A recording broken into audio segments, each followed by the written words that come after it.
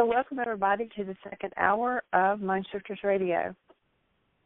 And today is Monday, June the 7th, 2021. And our calling number is 563-999-3581. And press 1, and that puts you into queue to talk to us. And we'd love to hear your comments and your questions because that makes this your show. And we'll give Michael time to get dialed in. I'm on. And I'll direct you to our website, whyagain.org. And you'll see it's a little bit different. Still working on it, but it's coming together really well.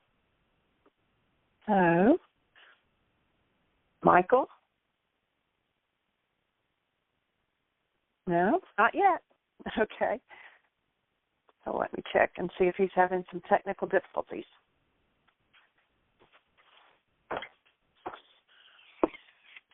Okay, he's dialing in. And on the website, you can still go to the Start Here in the top left corner or scroll down. The bullseye's still there. Things are just maybe a little bit in a different order, but you'll find everything is still there. Welcome, Michael.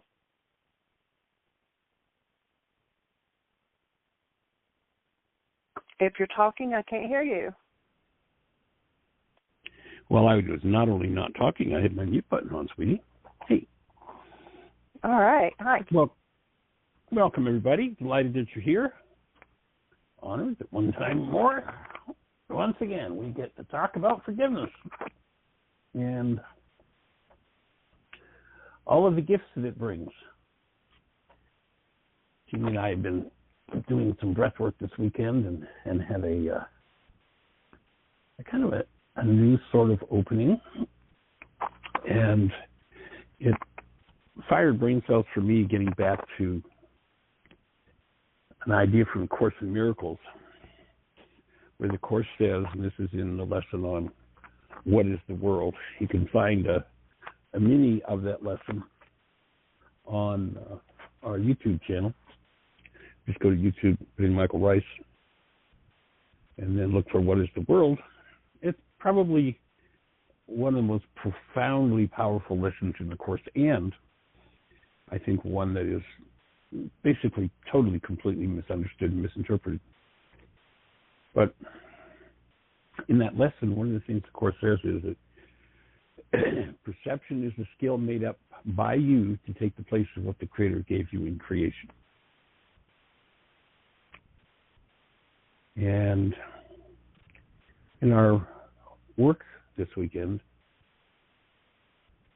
what opened was an ability to talk about topics that were, that are, in a normal state, hot topics, things that are filled with perceptual constructs based in some form of hostility or fear. And so, it's like, well, we don't ever talk about that. That's just, you walk on eggshells around that topic because the perceptual constructs of the mind contain pain and trauma, and it's going to lead to conflict. But what our experience was, as we peeked out in this session, is that we were able to have a conversation just straight up with Rockman present and no concepts, no perceptual constructs based in hostility or fear around things that normally there would be hostility or fear for one or both of us. We're working on our last 2 or 3 issues. Ha ha ha. So just inviting everybody to imagine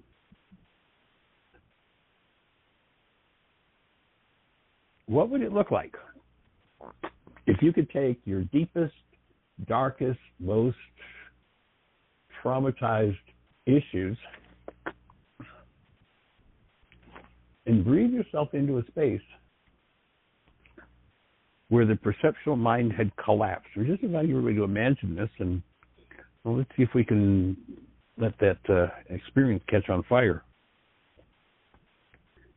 let that experience move throughout the community and get people's feedback. What was it? What was it like when you could just take that issue that yesterday was filled with all kinds of concepts and past and traumas and dramas and upsets and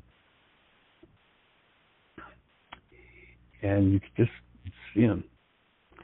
I mean, the Greek philosophies have beat people over the head so much with this. I mean, people actually buy into themselves as that being a noun that describes them rather than the actual meaning in Aramaic of the word sin, which is an archery term. When you fire at the target, you miss on both sides, of course, you can yell sin. So imagine being in a space where you could collapse all of the constructs of the mind, just go back and recognize that the word sin is an indicator there's an energy here that's off the mark. Then, in a fairly neutral place, one could start to review their minds and the content of their minds. And where there was content that was based in hostility or fear, recognize that's off the mark, and I don't have to live in the end result of that kind of perception. I can actually dissolve that through forgiveness. Again, going back to the Course's idea that perception is the skill made up by you to take the place of what the Creator gave you in creation.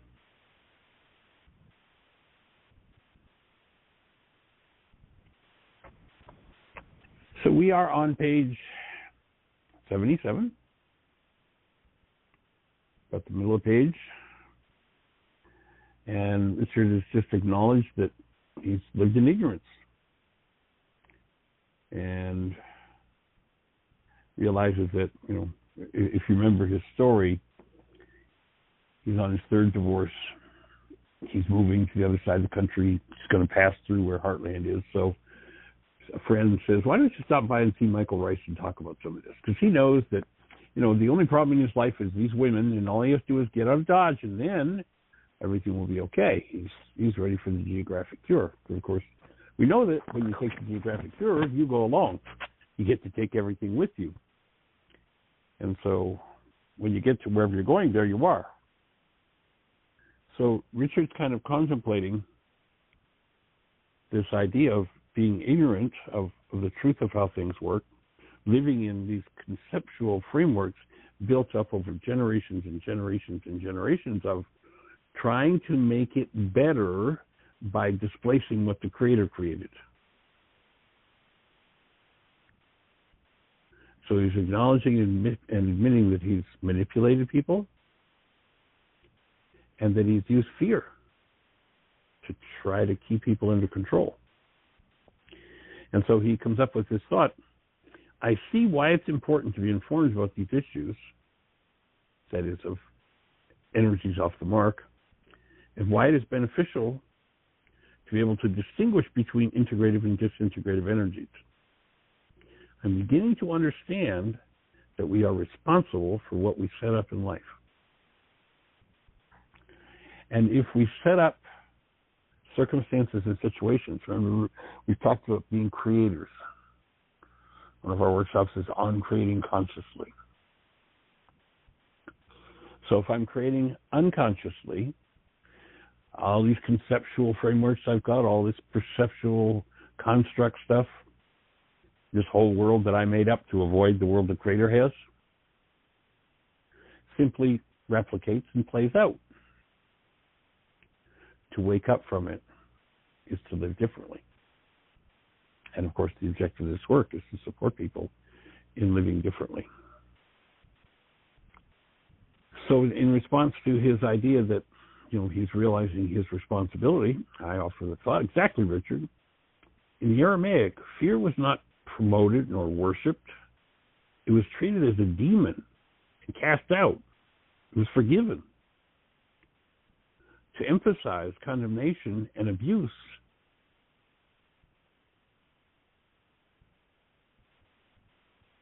to batter people with fear rather than encouraging the expression and experience of love and the forgiveness of fear is error. Again, sin, off the mark.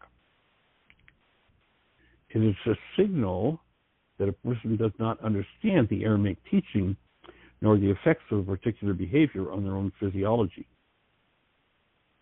he or she does not understand how focusing on disintegrative energy produces disease in themselves. So we've been having a conversation, and the book is the stage we're talking about energy systems, and you realize that you don't have a body, you have an energy system. Max Planck, when he was receiving the Nobel Prize in Physics, said, on such things, as a man who spent his entire life studying matter, I can tell you this much. There is no matter as such. Our entire world is made of succeedingly smaller patterns of vibratory fields, nested one within another, within another. If I nest into my structure an energy that is of a disintegrative nature, and I would offer that things like hate and fear and sadness and grief and rage and pain and trauma are all disintegrative energies.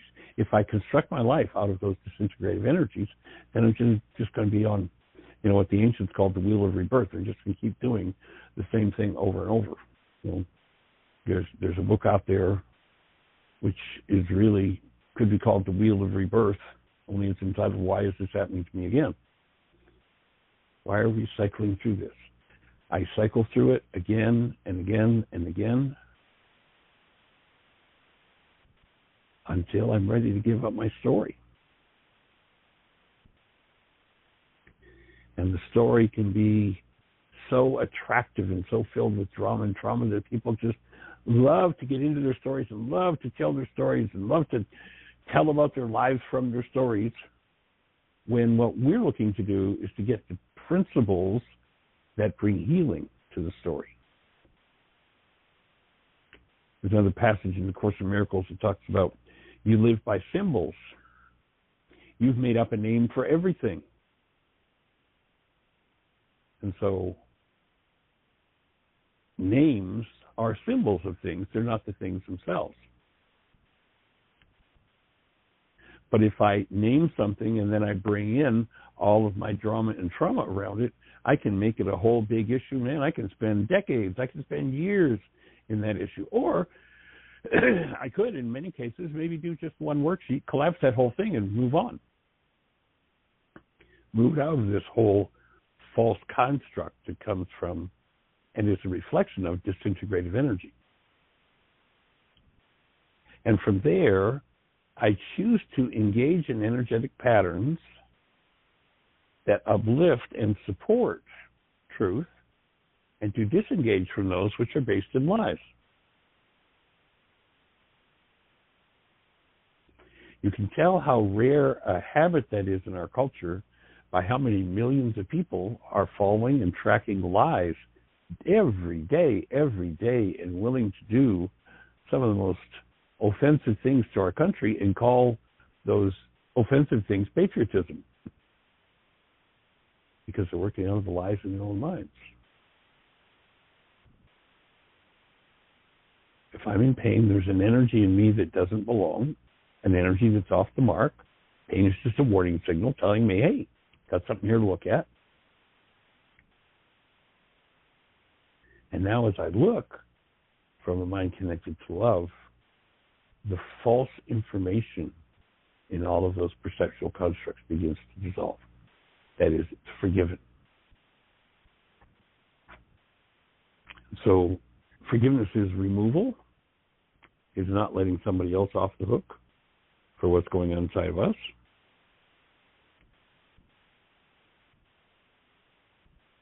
And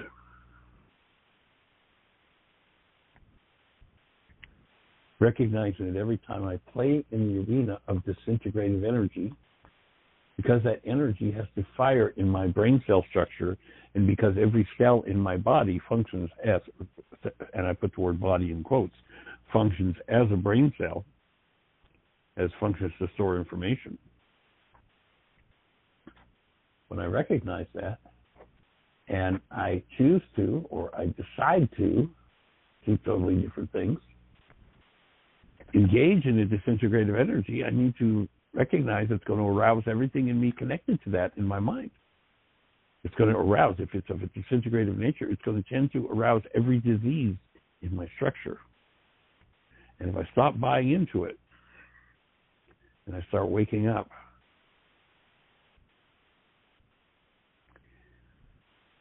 we move out of the substitution world that we made up to try to displace the Creator. And if you look, all around the creation, all around the country, all around the globe, you look at how much fake creation is trying to step in to supplant true creation. Posted a couple of pictures last week or two. We have a Sam's Club here, and we buy a significant amount of our food from them. And one of the things we buy is romaine lettuce. We've got half a dozen heads in the package. And we've been growing some romaine here in our garden. It's interesting because for about 2 weeks, now 3 weeks, we've been eating off of the same 6 plants, and it just keeps growing and growing. And it's a beautiful, every leaf is a beautiful deep green color right down into the depths of it, which says to me there's a lot of chlorophyll, a lot of nutrition. Their color is a reflection of nutrition. That's why, a lot of people who are really awake around food programs, around eating, say eat the rainbow. Eat something of different colors every day, because each color represents a different nutrient. So one of the things that we do, we use eggs, and we're always on the lookout for, the least abuse of chickens. We actually had a young man we used to buy all of our eggs from here last year, but he's kind of disappeared. We haven't been able to find him this year. But we've been buying cage-free, which Jeannie actually has a whole thing that she's shared on the show before about eggs and how it says cage-free, but cage-free doesn't mean they're out roaming in the back 40. Cage-free just means that by law, I think what do they need to have, 1 square foot? They can be in a huge pen, and as long as each chicken has 1 square foot, then they can call them cage-free. But what they're fed, and the whole thing's crazy. So we found a new egg supplier to our local Kroger store, and the company produced a thing it calls Happy Eggs. And the picture I posted, Jeannie had broken an egg from our, what we thought we were doing pretty good with this cage-free thing, and now realize is really just another scam in language, another sophisticated way of tricking us. But she had an egg in the bowl from one of those, and then one of these Happy Eggs, Happy Farms, I think it's called. And you look at one egg, and there's this deep, deep yellow-orange yolk, which is just shouts out with nutrition. And then beside it, there's this pale yellow cage-free chicken, organic, but it looks like, maybe somebody took a picture of a picture of a picture of a picture of a picture. And so you get one, there's this pale thing, and then this bright orange yellow yolk. And the sophistry involved, there's just so much of it in our world. I was making a salad and pulled out one of the heads of romaine that we'd gotten from Sam's Club and broke it up. We put it in the ozone to get ready to eat. And then went out to the garden and picked some fresh romaine leaves to go with it. And just looking at them, the contrast, most of the head of the romaine lettuce from Sam's Club was white. There was some green on the tips, but even that green was just, it was just kind of like, the tips. There's a little tip of green, but you put them beside each other, and you've got this deep green, verdant, sweet, obviously flavorful and bursting with nutrition piece of lettuce, and then you've got this white, anemic-looking thing that we're sold commercially. If you haven't seen it yet, I strongly urge everybody to watch the video, and it's on Netflix, but I also discovered the other day there's a free watch on YouTube for it. It's called Kiss the Earth. Really quite well done in giving us pictures of what is happening and where we're going. And the second one, if you're interested in this topic, the second one I'd suggest you get a hold of and watch. And it's usually floating around somewhere on the internet with a code. You can watch it free. It's called We Must Grow. It's all about soil and restoring the earth. You know, there's this big scream about what it's going to cost to take care of global warming, and you know, they've proven a concept called drawdown, where if you treat the soil properly, you treat the land properly, this carbon that is such a problem, the greenhouse gas, is sequestered right back into the soil by the gigatons by just switching to a more natural agriculture. You know, the brainwash we were given by the sophists was better living through chemistry. And you look at what these chemical farms are producing, what the toxic sprays are, what the toxins are going into little kids' bodies, and how nutrition-free it is, because, you know, they put 3 fertilizers, NPK, that's the formula. They found, hey, you can throw that on a field and grow anything, but that doesn't mean that the 100 different nutrients are designed to be in that lettuce leaf are going to be there if they've grown the same monocrop on that piece of land for decades, ignoring totally the land laws, the way that the land produces nutritional food. And, I mean, it produces this empty, well, it looks like a lettuce leaf, but where's the nutrition? So you might take a look at those 2 films and look at what you support in the world. According to We Must Grow, the best estimates are that in approximately 60 years, if we don't do something, virtually all of the soil in the world will be dead. All of the agricultural soil. You know, you realize that when you buy a GMO seed that is able to take lots of toxic sprays, and you look at this farmer field where they've literally, before they plant anything, they spray approximately 10 gallons per acre of this poisonous, cancer-causing chemical, and it kills everything in the soil. The soil now is totally dead. There are no organisms active. There's nothing. But you see, when you've got empty, dead soil and you convince farmers that that's the way to go, then you get to sell them all of your pesticides and all of your chemicals to try and make the food look like something. But it's frankenfood. It's not food at all. So I invite everybody to take a look at that. And of course, sometimes people look at something like that and they'll go into great disturbance and say, oh, that upsets me so much. Well, if you believe that there's anything in the world that can upset you, then I suggest that you dig out some worksheets and start to work through that false belief, because there's nothing in the world that can upset you. Not possible. Now, if there's upset in there, it can resonate your upset, but it isn't causing your upset. The fact that you hold upset is causing your upset. And it can be pointed at anything or anyone. When I apply forgiveness, I weaken each time I forgive the brain cells that are of a sin nature, that are off the mark, and I remove those from my structure so that I can become more aligned with a true energy system and bring through truth in the world. Rather than, well, we got this product that's expensive to make and, you know, delicate, and ship it.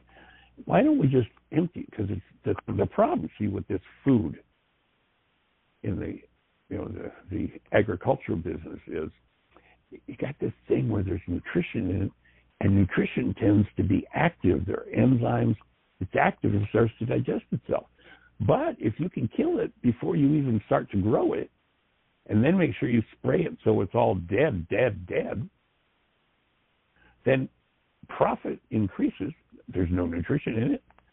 If you're in the agriculture business and the pharmaceutical business, you love it because the people who aren't eating actual food tend to become, because there is sin in that food, toxic chemicals and no nutrition, energies that are off the mark, those people are going to be heading off to the doctor's office. So, it's a great plan for making a buck. And the sophistry just goes deeper and deeper and deeper into the culture. And, sophistry to the point where everybody wants to be sophisticated. You know what the root of the word sophistry is? The sophists were a group of Greek philosophers that traveled around Greece charging big bucks to the wealthy to teach the wealthy's children to lie, present a fraud and make it sound good, white lettuce, and see, this is food now. It's not food at all. And so when we start to clean up our minds, remove the energetic patterns that don't belong, and one of the ways of doing that is to get to this point where you can look at anything that's in your structure and without emotional attachment to it, simply see what is of sin, what is of a disintegrative nature that you want to get rid of, and start to get rid of it. In our perceptual minds, if we confront this particular issue, the mind says, no, I have to see, here I am. Look at me rage at you because of what you did. See how I can defend myself with this. And it's a whole sophist's lie. So forgiveness weeds the garden of the mind. Forgiveness removes the sophistry that's been implanted in every arena. And it's like, you just get to live in such a totally different world that it's almost unimaginable. But we're doing it, and more people are engaging, and so we're delighted and honored to be able to have this time, to have this conversation with you, invite you to look and see what your next piece of work is as we move forward in this process of forgiveness. So, Miss Jeannie, do we have anything happening in the chat room or anybody in the phone queue with something for us? Hold on just a second.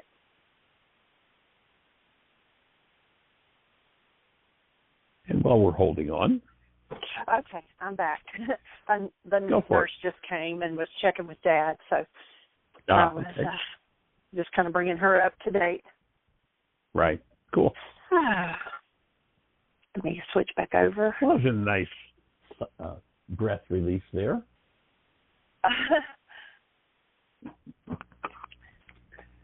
Well, my blog talk has disappeared. Way, anybody, hold on.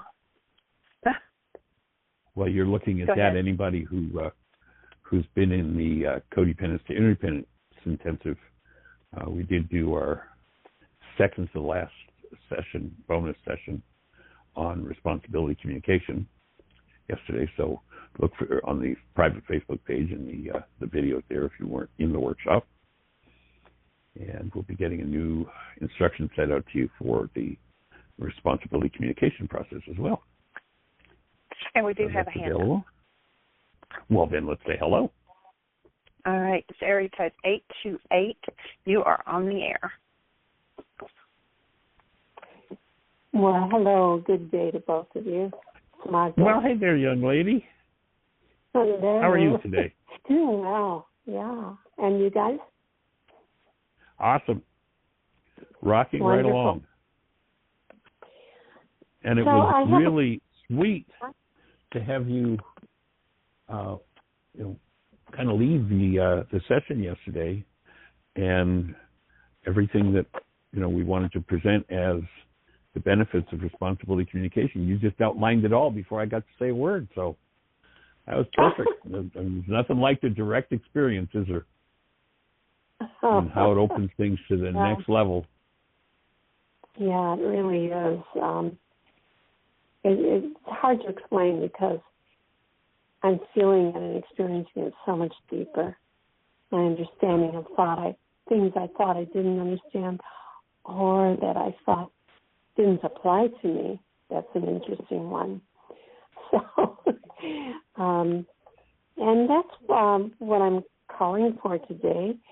I'd like some more clarification on the thought disorder that I was working with in regard to my interaction with Chuck, in which I projected onto him my assumption about what he was thinking, meaning that I'm not worthy of his attention.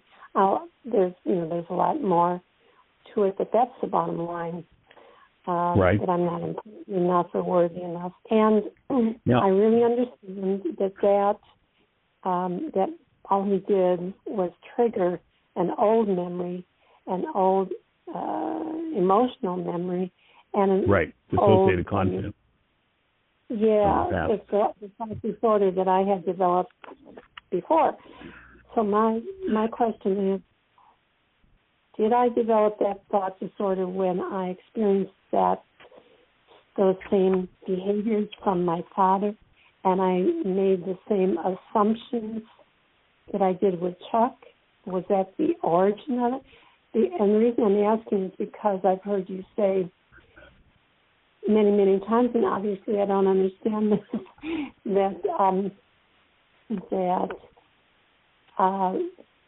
my anger, my fear, my sadness wasn't because of Chuck. It wasn't because of my father.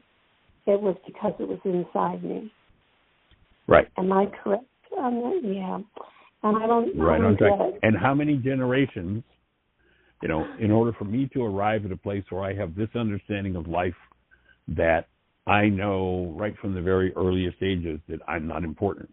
Now, did I receive that as an actual message from an empowered person? Did I presume that as a message errantly given to me by my powered person? Is it something that just floated up from my genes? We could look at that and debate that for eternity and never know what its source is. And the idea with this work is, when I realize that I am the active presence of love, then I want to walk through my life as the active presence of love. And when something other than that surfaces in me, then I want to enter into process work to remove that. And, of course, the responsibility communication tool, because our words tell our minds how to structure the world that we see, when we start shifting our language, then the world that we see shifts, it changes. And a little point of clarification on, when you say projected onto Chuck, I think there's a misunderstanding of projection to a great degree in the world. And that there's this person out there and I put my stuff onto them. That's not quite what's happening.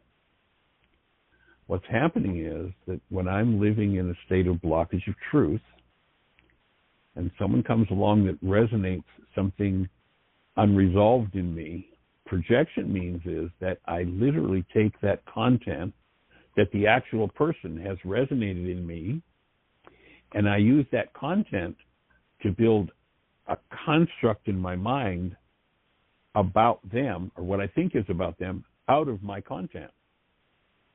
And so that act of projection is I literally create somebody who isn't there in my perceptual mind. I construct somebody out of my dissociated content, and then I externalize that on them like it's actually about Chuck.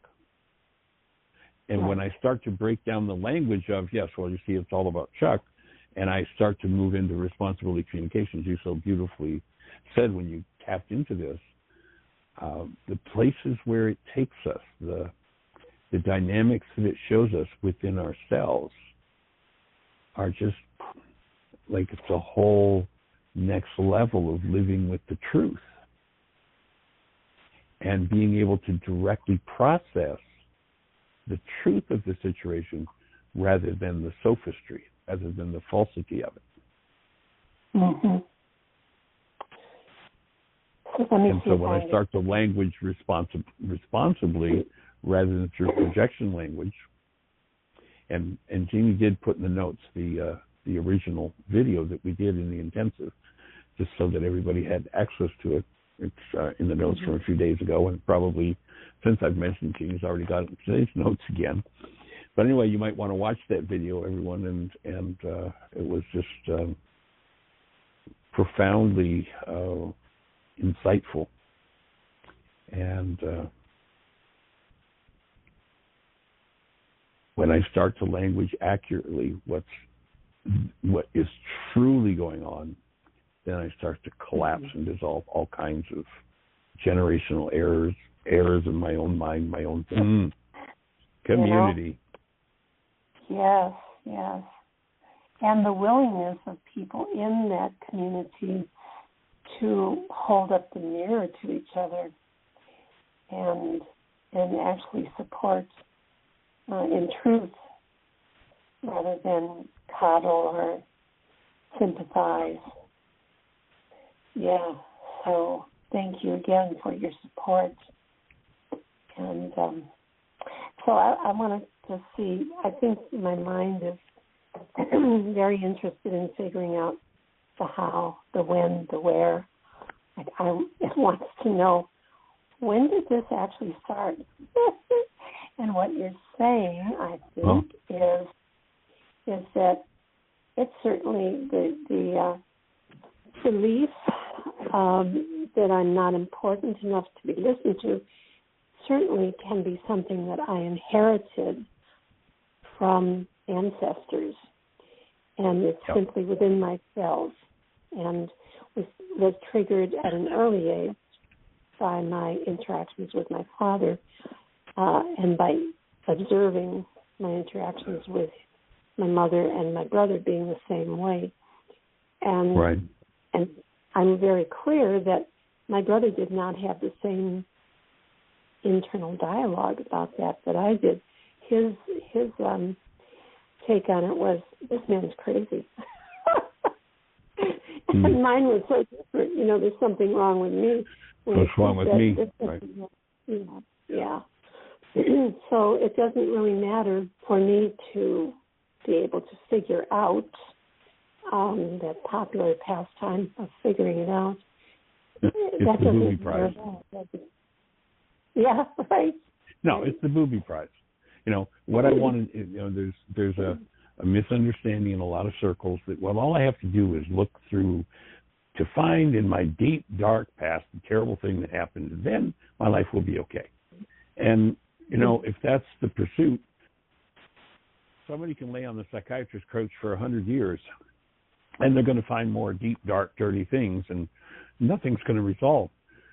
But if one chooses to recognize themselves as created love and to live as that love and walk through life as that love, and then is willing to confront their perceptual mind when something in the interaction brings up that which is less than love, then applying forgiveness to that, I simply remove that block. Life will deliver to me the circumstances that will show me every block I need to resolve. Right. If I try to figure it out and get a step ahead, I'm probably going to get buried in a process that'll not benefit me at any time in the near future. Whereas if I resolve to live as the presence of love, and when a little wrinkle of irritation or hostility, there's a great line in the Course that says, you may wonder why you must look upon your hatred and realize its full extent. And it is because it does not stand on its own foundation. There's something underneath it. And what people tend to do is they language about what's up here on the surface, reflecting their dynamics of blaming someone else and I'm an innocent victim, whatever goes on there. But if I resolve to live as love and one of those little niggles comes up or a big major one comes up, and I apply forgiveness right then and there, I've just short-circuited the whole game of having to lay on the couch and figure it out. Right. And responsibility communication is a big key in being able to do that. Indeed it is. It's quite a jump into the abyss, and yet so worthwhile, because there is no abyss. There is truly the reality of our reality that we created, and the true essence of who we are, which is love. Yep. Well, and when you took the leap with the communication, and again, anybody who wants to watch that video, it's a 2-hour and I think 13-minute video where we go through the responsibility communication process from the intensive. You can give a listen to it, and you'll see how the difference between projection communication, you made me, and responsibility communication, this came up for me. It changes everything in the way the evidential mind works. And when we're looking for evidence to show us who we are and what the blocks are that need to be removed, then we'll tend to smoothly flow through that process. When we're looking to figure it out, well, yes, that's the number one pseudo-solution of the non-being mind, and is totally the booby prize. Indeed.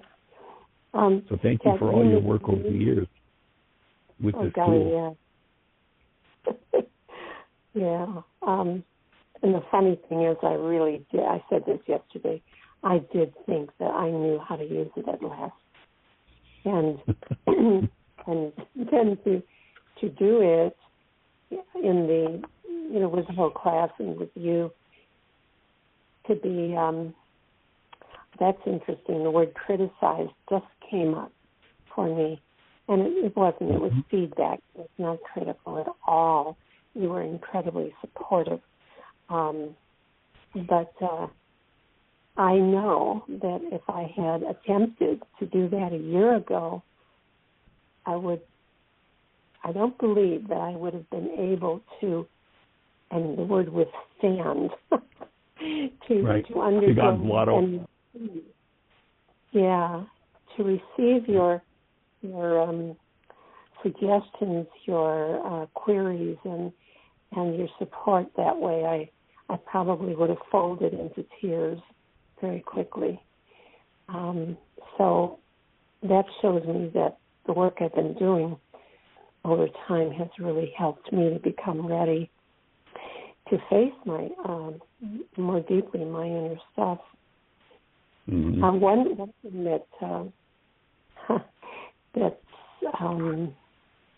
I found in this whole experience is that I've heard you say this from the very first time I met you, whatever it was, 12 years ago, I think, that when you hear yourself saying, "You made me," then you know you've got, that you're using projection communication.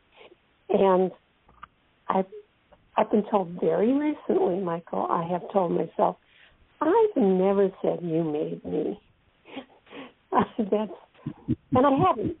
But what I have done was slide around that inference with very slippery little arguments and justifications. So without saying those exact words, I have definitely blamed other folks for what's going on within me. So that was kind of interesting to notice that. And as a matter of fact, I have, I read off yesterday, I shared some of my key words that would help me to stay in the direction of being responsible in my communication. And there was one more I wanted to add to that. Oh, thank you. Kind of like a self-test. Like when I think that I'm clear and I'm, in fact, taking responsibility rather than blaming someone else, my test is to say, I felt and you fill in the blank here with whatever, because you fill in the blank. If there's something that comes to me after because you, then I know I'm in projection. Does that make sense? Mm-hmm. Yep. Yeah. So I have my list in front of me of key words and key phrases. And why don't you, for the sake of our audience, I know you did it yesterday in the intensive, but for the sake of our audience, maybe you'd give us just a quick rundown of that and how it's shifted your mind. Sure. Yeah, so these are things I took away after reviewing the responsibility communication. And it tells my mind what evidence it's allowed to show me. So when I say you made me mad, I'm saying to my mind, okay, mind, I realize that I've been through this 1,000 times with 100 different people and that this is all mine. But the truth is I don't want to know that. So just show me how they made me mad. And my mind will hallucinate a reality that shows me that they made me mad. When I shift my language into responsibility language, gee, I just realized that I was mad, and, this isn't the first time. If I do my work, maybe it could be the last time. Then all of a sudden I get totally different evidence. And, right. the only thing we ever get to see is evidence of our own BS. And our words will tell us what our belief systems are that produce those results. And if we keep moving our language to higher and higher levels of responsibility, then the mind is given permission to show me more accurate information. What I got a real laugh about was how in each one of those steps I took great time to create sentences that said, I know this is mine, this is not yours, you only triggered it. And it seems like I said that 100 different times in 40 different ways. And in reality, what my emotional position and my mind's position was totally, you're the problem. If you had not acted that way, I would not have been triggered and I would have not felt what I did. So it's your fault. Yeah. But I was so cognizant on one level that, I really knew that. I really believed it. It's not about you. It's about me. And yet, that was all platitudes when it came right down to it. Yeah. It was amazing. It was an amazing experience. And so what I want to do, Michael, is the next time I want to do a responsibility communication with Chuck or anybody else, I'd like to write it out and send it to you so you can sure. give me some. Yeah. Would that be okay, really? Perfect. Oh, that would be so helpful. Because I thought I had it all put together beautifully, but then when you pointed it out, I was pretty resistant to actually understanding what you were saying. It took a while for me to be able to absorb that. But that'd be great. That'd be very helpful. Yeah, cool. It would probably for sure. be very short as opposed to my 3 or 4 pages, whatever I have. Right. Yeah. Just the facts, ma'am. Just the facts. Exactly. Just the facts. Short, sweet, simple, and neutral. Yeah. Oh, so let me just go through the other things that you had asked me to share with the audience. So a big thing that I really am looking at now is ownership of my emotions, ownership of my thoughts. And to me, it's really important for me to say my emotions, my fear, my anger, rather than the fear came up. My thought disorder rather than a thought disorder, which puts it outside of me quite a bit. So those were 2 biggies. And then, watching very carefully my use of the word you instead of I, because it really should all be I. I perceived this. I thought this, rather than you did that, and so I felt this. And then another important point was to inquire in the process of doing the responsibility communication, to inquire to the other person if they are feeling accused. Because if they are feeling at all accused, that means that I am in projection communication. Right. And of course, as you said, it could be that they actually have an issue that, is in fact their issue, and something that I'm saying is just triggering it.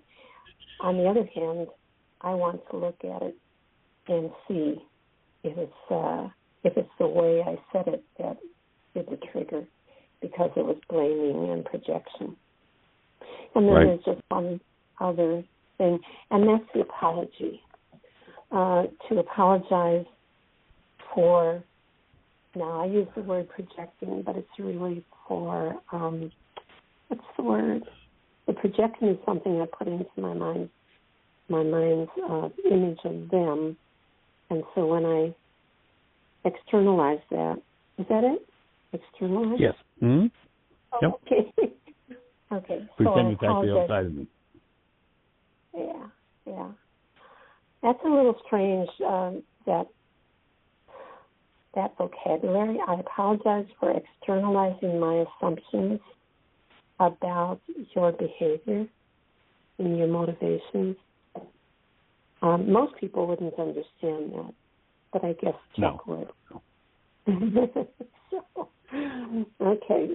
So, yeah, it was quite a wonderful, and the other word that's coming up is horrible, a wonderful, horrible experience. It was tough. Well, it's profound for me in that, the communication rules, like we're now on version 3, and that's how little it's changed in 25 or so years I've been teaching responsibility communication. And that one-page instruction set, when I'm completely refining it out of our intensive session yesterday, will end up being 3 pages of instructions instead of 1. And that's how much you changed it. You opened the space for that, and I think it's just amazing and awesome. And you taught me many things about the tool I've been teaching for 25 years. So nothing like a little help from our friends. Indeed. All right, we're down to the last few seconds. Oh, okay. I'll talk to you about something else another time. Okay. Okay. Bless you. All right. You too. Much appreciation. And everybody, leave it with you to be about creating the best year yet of your eternal life. It's an awesome gift to give the world, a blessing that each of us can give, and the world needs it. So thanks for being with us. Blessings. Bye-bye.